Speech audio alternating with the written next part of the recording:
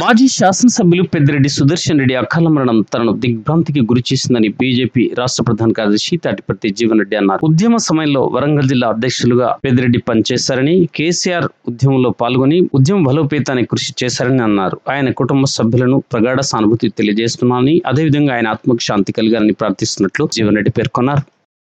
మాజీ శాసనసభ్యులు పెద్ది సుదర్శన్ రెడ్డి గారి ఆకస్మిక మరణం తీవ్ర దిగ్భ్రాంతికి గురి చేసింది.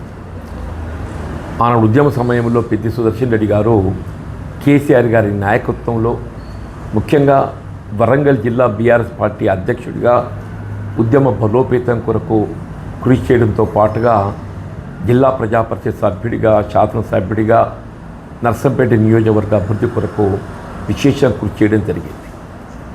వారి ఆకస్మిక మరణం వారి కుటుంబానికి ప్రగాఢ సానుభూతిని వ్యక్తం చేస్తూ వారి ఆత్మకు శాంతి చేకూరాలని చెప్పని ఆ భగవంతుని ప్రార్థిస్తుంది.